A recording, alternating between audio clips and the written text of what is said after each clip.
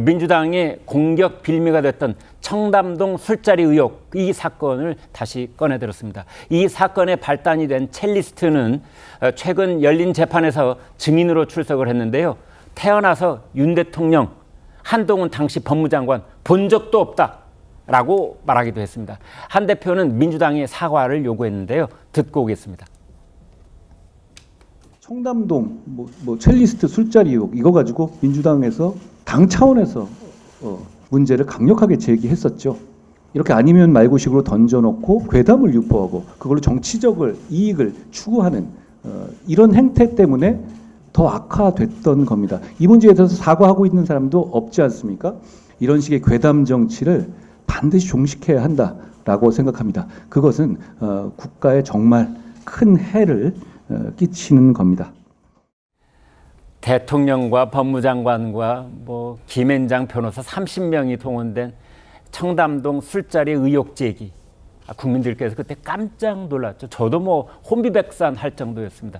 우리나라에서 밤 12시에서 새벽 3시까지 대통령과 장관과 변호사가 수십 명이 모여서 술 파티를 했어? 이제 그랬는데요. 여러분, 그게 벌써 2년이 지났습니다. 2022년 10월이었습니다. 그러니까 이제 그 당시에 그 민주당 지도부였던 당시에 민주당 최고위원이었던 장경태 의원이 엊그제 한동훈 대표에게 유감을 표명을 했습니다. 그러면서 왜 유감을 표명해야 했는지 그 장면을 저희가 한번 보고 오겠습니다.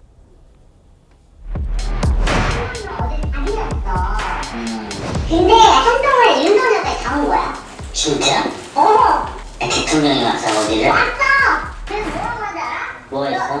그때 말하기가 국정감사장을 야바이판으로 만든 한동훈 장관은 반성하고 사죄하십시오.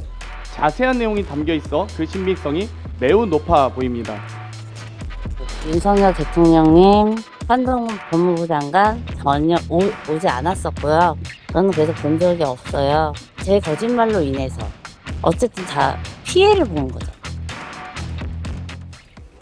네, 이제 유감 표명을 이제 했는데 그러면서 장경태 의원이요, 그 유감 표명을 하면서 자, 나는 유감 표명을 했으니까 이제 해병대 특검을 받아야 되지 않겠느냐 이렇게 되묻는, 그러니까 둘을 이렇게 엮어서 이제 이게 사과라고 해야 될지 요구라고 해야 될지 이제 이런 상황이 벌어졌는데, 호 대변인께요, 어느 쪽에 방점이 있는 겁니까? 그러니까 그 유감 표명이 저도 이제 그 기사를 보니까 비로소 알았는데, 네. 그게 그 사건 제기했었던 것에 대한 유감 표명이 아니더라고요. 저 공개회의 자리에서 네. 민주당 최고위원 회의에서 그 영상을 튼 것에 대한 유감 표명이에요. 네. 그리고 그 사건에 대해서는, 사건 자체에 대해서는 아직도 진상이 정확히 밝혀지지 않았다라고 주장을 합니다. 그렇습니까? 예, 똑같은 네. 자리에서. 네. 그 이유가 뭐냐? 그 원고들이 제출한 CCTV 네. 영상에 대한 경찰의 조사 결과가 아직도 안 나왔다라는 거예요. 그리고 또 하나는 그 당시에 윤석열 대통령과 한동훈 장관이 그 시간에 어디에 있었는지의 행적도 아직 밝히지 않았다라는 거예요. 알리바이가 없다 이런 아직 거. 못 믿겠다는 겁니다, 한마디로. 네. 근데 이제 저 장경태 의원께서는 지금 바로 이 해병대원 특검법의 핵심이 뭡니까? 네. VIP가 경로에서 임성근 구명했다라는 그것 아닙니까? 네. 그런데 지금까지 아무런 근거도 정황도 어떤 증인도 나오지 않고 있습니다. 민주당도 알 겁니다. 장경태 의원도 알아요. 이게 실체가 없다는 것을. 제가 보기엔 그렇습니다. 네. 그러니까 이제 그 김규현 변호사라는 사람이 기획하고 이런 것에 대해서 그거 다 김규현이 한 거 아니냐라고 장경태 의원이 말한 그 녹취록이 다 공개되지 않았습니까? 그런데도 장경태 의원 보좌진이 또 다시 그 증인들을 접촉해가지고 우리가 원하는 쪽으로 진술을 해달라고 회유한 그런 정황들도 녹취록으로 다 나오지 않았습니까? 그러니까 진상을 이미 알면서도 또 그것을 이제 끌고 가보려는 겁니다. 특검 또 해가지고 어떻게든 이게 길게 끌고 가보겠다는 거죠. 앞서 얘기한 그 후쿠시마 수산물하고요, 똑같은 패턴입니다. 똑같은 패턴. 그래서 한동훈 대표가 이건 안 된다. 이런 정치는 1조 5천억 원을 우리가 국민의 세금으로 썼는데 이런 일이 일어날 때마다 또 이렇게 하겠습니까? 네. 자, 이런 의견을 이제 호 대변인께서 주셨는데 박성민 의원께서도 이 말에 공감하시는 겁니까? 아니면 다른 의견이십니까? 아니 저는 공감하기는 어렵죠. 네. 왜냐면 저는 한동훈 대표도 뭐 민주당을 향해서 계속 뭐 선동 정치한다, 괴담 정치한다 하는데 한동훈 대표께서는 왜 이 부분 사과 안 하시는지 궁금하거든요. 어떤 뭐냐면 부분이요? 네. 간첩법 개정 추진하시지 않습니까? 아, 예. 네, 여기에 대해서 한동훈 대표께서 뭐라 그랬냐면 적국을 외국으로 그 바꾸는 그 처벌 기준에서 간첩법 개정을 하려고 하는데 이거 민주당이 막았다라고 얘기하셨어요. 네. 그렇게 하면서 추진하겠다라고 하셨거든요. 네. 근데 사실관계가 다릅니다. 심지어 조선일보 2023년 8월 4일자 기사에 네. 이 간첩법 개정을 상세하게 다루는 내용이 있어요. 이게 네. 뭐라 그러냐면 법원 행정처의 반대로 막혀 있다, 네. 계류되어 있다라고 해요. 네. 그러니까 이것은 연하 야에서 반대했기 때문에 발목이 잡혔던 게 아니라 네. 사법부를 대리하는 그 법원 행정처에서 반대를 했기 때문에 행정부의 의견으로 법원 행정처가 굉장히 소극적으로 간첩법 개정을 대했기 때문에 이 부분에서 막혔던 거거든요. 근데 이것을 마치 민주당 의원들이 막아서 민주당 의원들이 뭐가 두려워서 간첩법 개정을 막냐, 우린 추진할 거다, 이런 식으로 민주당을 굉장히 매도하시지 않으셨습니까? 근데 실제로 보면 민주당 의원들 중에 특히 대표적으로 홍익표 전 원내대표 네. 이런 분은 2번씩 발의하고 그랬어요. 이제 그러니까 적국을 외국으로 바꾸자고. 그렇죠. 네. 그리고 그 문제의 심각성을 계속해서 지적하고 이거 빨리 바꿔야 된다라는 필요성도 역설하시고 토론회도 여시고 막 이렇게 했습니다. 그렇다면 박 의원님, 이제 간첩죄하고 관련된 법률을 개정을 하는 그 부분은 적국을 외국으로 바꾸는 것이 여야가 비슷한 의견이 많이 있다면 그 빨리 합의할 수 있는 부분 아닌가요? 그러니까 제 말씀은 네. 합의가 뭐 되겠죠, 당연히 될 네. 텐데 이게 합의되냐 마냐의 결과에 대해 말씀드리는 게 아니라 한동훈 대표가 지금 민주당을 공격하면서 뭐 괴담 정치였다, 선동 정치였다 이렇게 하지만 본인도 사실과 다른 주장을 하시면서 민주당을 매도하는 선동 정치를 하고 계시다는 거예요. 자, 그렇다면은 네. 죄송합니다. 이 간첩죄와 관한 이제 의견을 또 새롭게 꺼내셨기 때문에 그 얘기는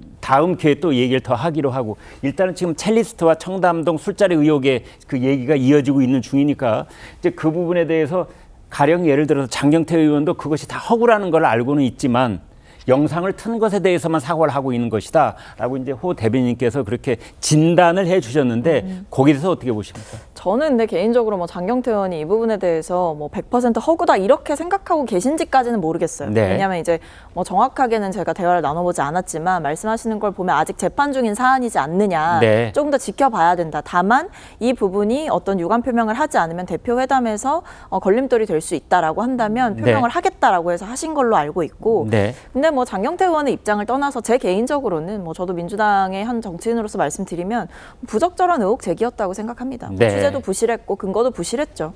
그래서 이것에 대해서 유감 표명을 깔끔하게 할 필요도 있다. 그리고 여기에 대해서 일단락 지을 부분을 일단락 지어야 된다라고 생각합니다. 알겠습니다. 손정혜 변호사님, 지금 이 청담동 술자리 의혹에 대해서 재판이 한 가지 진행이 되고 있죠. 어떤 재판입니까? 민사소송 손해배상 청구 사건입니다. 허위 사실을 보도함으로 인해서 명예를 침해받았기 때문에 금전적인 배상을 해야 된다라고 한동훈 국민의힘 대표가 이제 원고로 제기한 소송이고, 네. 피고는 이제 더 탐사, 그러니까 이걸 보도한 측에서 이제 방어를 해야 되는 사건인데요. 한마디로 허위 사실에 의한 보도임은 어느 정도 확인이 됐다고 보입니다. 그럼 이런 사건에서 위법성 조각 사유가 있는지만 이제 판단하면 되거든요. 네. 그러니까 보도 과정에서 이게 진실인 것인지를 취재를 할 의무가 있잖아요. 네. 그러니까 예를 들면 뭐 반론권을 보장한다던가, 첼리스트 A에게 구체적인 사실관계를 확인한다던가, 장소에 대해서 한번 확인을 한다던가, 여기에 등장하는 뭐 한동훈 대표라든가 이분들에 대해서 이거에 대해서 해명을 요구한다던가, 그런 여러 가지 조치들이 없어서 진실성을 검증하는 조치를 충분히 하지 않았다. 그럼 위법성이 조각되지 않는다고 볼 여지가 높고요. 그러면 손해배상 청구는 금액의 문제는 있을진 모르겠지만 이것은 불법행위다라고 판단될 가능성이 있습니다. 지금 소송에서 그 손해배상 청구 금액은 얼마죠? 구체적으로는 제가 지금 기억은 나지 않는데요. 상당한 금액이 청구됐고요. 네. 이것을 청구할 때 내가 반드시 위자료로 금전적인 이득을 받겠다라는 목적보다는 한동훈 대표가 이렇게 무작위한 어떤 허위 보도로 인한 명예훼손이 재발되지 않기를 바라는 마음으로 했다라고 언론 인터뷰를 했던 것이 기억이 나고, 이 사건에서 핵심적인 부분은 아까 보신 녹음에 등장한 첼리스트 A의 진술입니다. 네. 이미 본인이 거짓말을 했다라고 인정을 했습니다. 허위 사실을 남자친구가 잘못 알고 제보를 했고, 네. 이런 일이 왕왕 있죠. 제보자가 거짓말에 그 속아서 과정 하는 경우. 속에 지금 말씀 중에 죄송합니다. 김의겸 전 의원의 책임은 없습니까? 김 의원 같은 경우 경우는 사실은 진실하지 않은 것을 진실함을 믿고 이제 이렇게 어떻게 보면 의정활동에서 공개를 한 것인데 이것도 마찬가지입니다. 네. 이 위법성을 조각하는 사유는 어떤 제보든지 내 선에서 할 수 있는 진실성에 대한 검증을 해야 되는 것이거든요. 네. 물론 여러 가지 공직자들에 대한 공적 관심사에 대한 구체적인 제보가 오면 의정활동 중에 국회의원이 이것을 제보하고 국민들에게 알릴 의무도 있습니다. 네. 근데 최소한의 조치, 이걸 양쪽에 연락이 닿는 한 확인하는 조치가 필요하다는 가령 예를 거죠. 들어서 말이죠. 손 변호사님, 이제 그 한동훈 대표가 소송을 10억 원을 배상을 해라 이렇게 청구를 했다고 봤을 때 그렇다면 그것을 이제 재판부가 최종적으로 얼마를 배상을 해라 판결이 나올지는 지켜봐야 되겠습니다만 그럴 경우에 더 탐사라는 매체하고 김의겸 의원이 그 손해배상을 공동으로 해야 됩니까? 아니면 더 탐사만 하는 겁니까? 더 탐사와 김의겸 의원의 행위가 각각 별개입니다. 독립적으로 별개입니까? 이제 주장을 네. 했기 때문에 불법 행위도 각각각 금액이 산정될 가능성이 있습니다. 네, 구 변호사님. 조금 추가적으로 설명을 드리자면 관전 포인트가 처음에 10억을 제기했을 때는 네. 명예훼손에 의한 손해배상 위자료거든요, 대부분. 예. 그래서 몇백에서 많아야 몇 천일 것이다라고 해서 이제 상징적인 의미가 컸었는데 네. 우리가 뒤에서 다룰 어제 판결난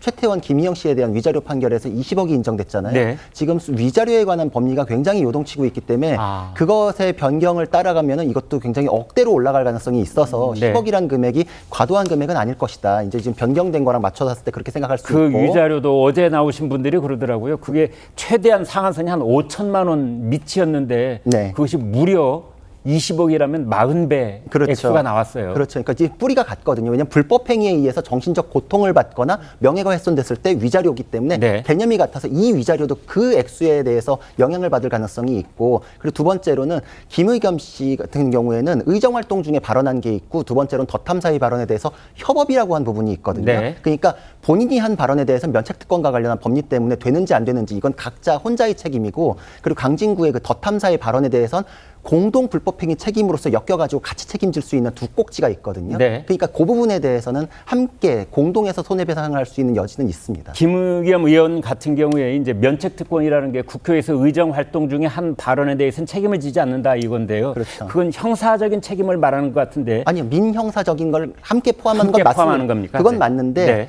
더 탐사에서 방송한 거는 면책특권 적용 대상이 아니거든요. 아, 네. 그래서 그렇습니다. 네. 아까 그 간접법 개정안 말씀하신 것에 대해서 이건 사실관계이기 때문에 제가 30초만 네. 설명드리겠습니다.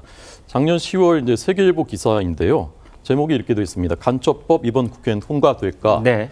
여는 찬성, 그러니까 국민의힘은 찬성, 야는 신중 이렇게 되어 있습니다.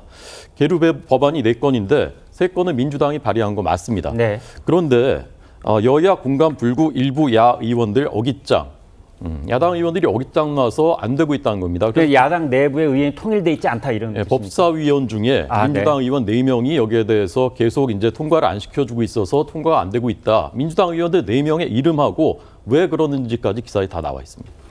알겠습니다. 근데 이 부분에 네. 대해서는 네. 저도 이견이 있는 게 국회 회의록을 보면 네. 그 법원 행정처에서 반대에 앞장섰다라는 내용이 분명히 나와 있어요. 회의록을 확인해 보시면 될 것 같습니다. 알겠습니다.